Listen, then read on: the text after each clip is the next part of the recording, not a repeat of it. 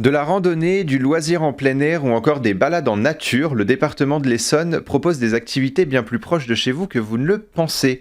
Pour en parler avec nous, je reçois aujourd'hui Aurélie Gros, présidente de l'Essonne Tourisme. Bonjour et bienvenue sur Sensation. Bonjour, merci beaucoup. Alors le département de l'Essonne met un point d'honneur à informer les citoyens et les touristes des activités possibles dans le territoire. Quelles sont vos actions afin de valoriser le territoire essonnien ? Vous savez, l'Essonne, c'est un peu le jardin secret de l'Île-de-France, comme on aime à le dire. C'est une destination qui est idéale pour une journée ou un week-end au vert, en famille, pour découvrir du patrimoine, pour se balader. Et aujourd'hui, on essaye de structurer notre offre touristique en plusieurs axes. D'une part, l'Essonne, c'est le Made in Essonne. Alors, je sais que c'est un titre anglais, mais ça reste le Made in parce que je crois que c'est quelque chose que les gens comprennent. On a des producteurs locaux, un savoir-faire essonnien qui est juste remarquable. Donc, regardez, Méréville est la capitale du cresson.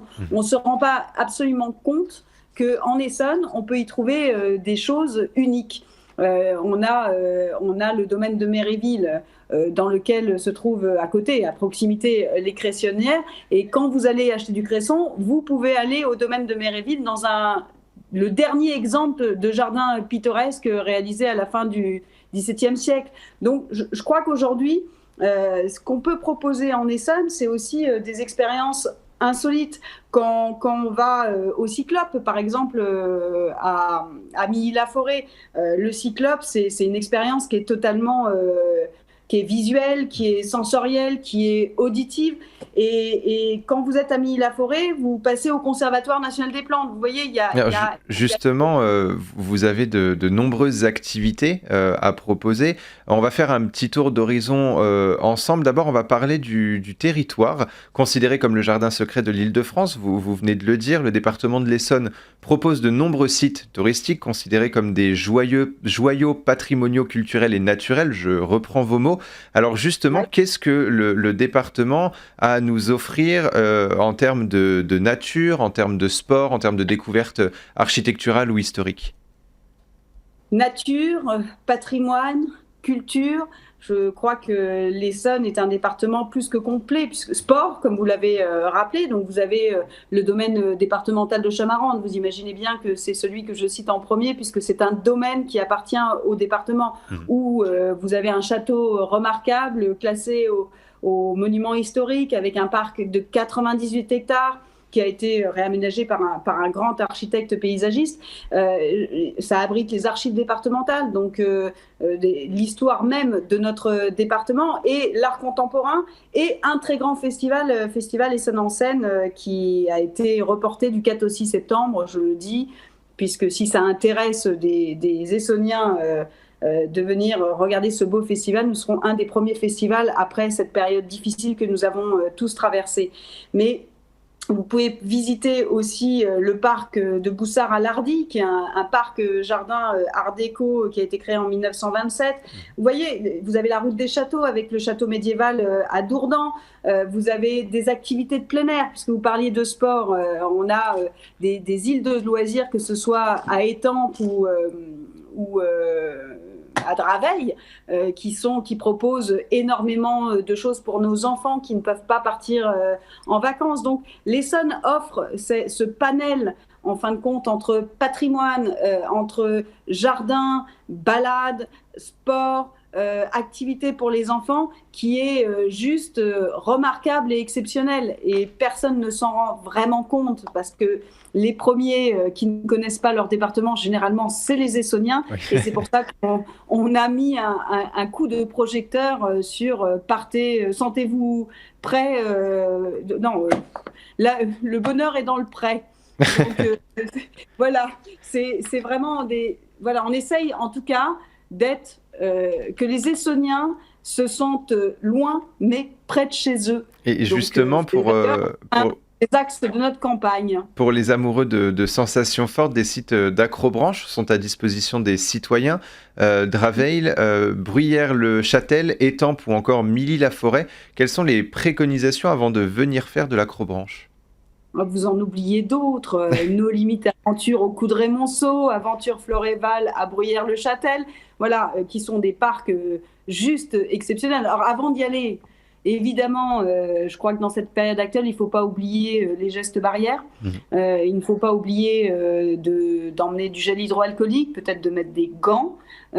Toutes les activités sont possibles et il faut que l'activité reprenne, mais il faut prendre des précautions puisque la crise n'est pas derrière nous et j'aimerais le redire aujourd'hui. Il faut être toujours très prudent et prendre toutes les précautions nécessaires, surtout dans ces parcs d'attractions où effectivement on est souvent en proximité. Après, mettre des baskets, évidemment. Oui. Moi, j'y suis allée il y a 2 jours inaugurer les 15 ans de Floréval, qui est un parc immense et exceptionnel et qui veut se développer encore pour le plus grand bonheur des Parisiens, mais qui est le plus grand parc de l'Essonne en termes d'activité extérieure. Mhm. Et donc mettre des baskets, une tenue plutôt sportive, voilà. Bon. Mais les amateurs d'acrobranche généralement sont assez connaisseurs Connaisseur. de ce type On va, on, de, on va redescendre un tout petit peu de notre arbre, mais on va pas poser les pieds sur terre. Le département de l'Essonne propose des séances de canoë-kayak d'avril à octobre. Est-ce que c'est une façon différente, mais tout aussi sportive, de découvrir justement le territoire essonien?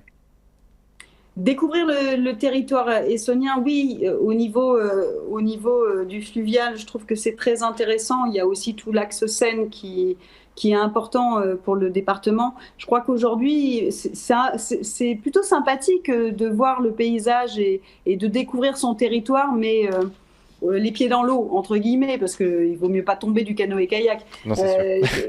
Voilà, vous découvrez la biodiversité, vous découvrez les berges de toutes nos rivières. Donc, en canoë-kayak, vous avez une vision un petit peu différente de celle que vous pouvez avoir les pieds sur terre.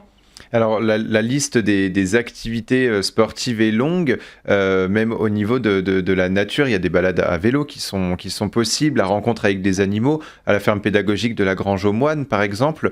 Pardon, on va parler de l'application pour les amoureux de randonnée et de nature. Ça s'appelle Balade en Essonne. Comment se compose cette application? Écoutez, ici, vous avez toutes les balades qui sont recensées, donc toutes les balades pédestres, toutes les balades d'observation aussi, puisque vous avez beaucoup de sites où vous pouvez faire de l'observation d'animaux ou d'oiseaux. Donc ces balades-là, vous rentrez votre ville, vous regardez les parcours. C'est comme toutes les applications qui permettent de vous géolocaliser à l'endroit où vous êtes et de vous proposer un panel de randonnées ou de lieux à visiter en Essonne. Voilà, c'est quelque chose de simple, mais qui permet aux Essonniens de se rendre compte que peut-être à côté de l'endroit où ils sont, il y a des choses juste magnifiques à faire. Et une carte est disponible gratuitement pour tous les Essonniens. C'est la carte Fan d'Essonne. Ça donne droit à des avantages dans les sites touristiques, culturels et de loisirs. En quoi consiste cette carte et comment l'obtenir? La carte Fan d'Essonne, le principe, c'est d'être les ambassadeurs du département de l'Essonne. Alors, comment l'obtenir? Déjà, elle est gratuite, elle est valable 5 ans, elle est utilisable dans tous les sites et activités qui sont détaillés sur le site internet, et ça vous permet, elle est réservée aux Essonniens. Et ça vous permet d'avoir des réductions, d'avoir des bons d'achat, des entrées gratuites. Voilà, c'est en fin de compte remercier les Essonniens de faire découvrir à d'autres Essonniens ou pas d'ailleurs, puisqu'ils peuvent emmener des personnes hors Essonne, ce territoire qui est encore méconnu, mais comme tous les jardins secrets. Et vous, personnellement, quelle est l'activité que vous conseillez aux citoyens habitants ou de passage en Essonne? Il y en a beaucoup, hein. C'est dur, il faut que je fasse un choix. Je vous ai tendu un petit piège. Mon, mon coup de cœur, c'est Mille-la-Forêt, puisque ça permet les balades, Mhm. l'art contemporain, les produits du terroir, les maisons d'illustres. C'est Ça une regroupe. ville assez remarquable. C'est une ville assez remarquable puisque elle a tout. Donc c'est un petit coup de cœur si vous voulez passer une journée reposantes, à pied. Avec des producteurs locaux qui sont avec importants pour vous. locaux qui sont importants pour nous. Merci Voilà, la beaucoup. menthe poivrée de Milly-la-Forêt. Donc voilà, ce sera mon coup de cœur du jour, mais je peux avoir Parfait. 20 des coups de cœur. Merci beaucoup Aurélie Gros d'avoir été avec nous. On peut retrouver les informations sur votre site essontourisme.com et pour revoir ou réécouter cette émission, rendez-vous sur notre site et application Radio Sensation.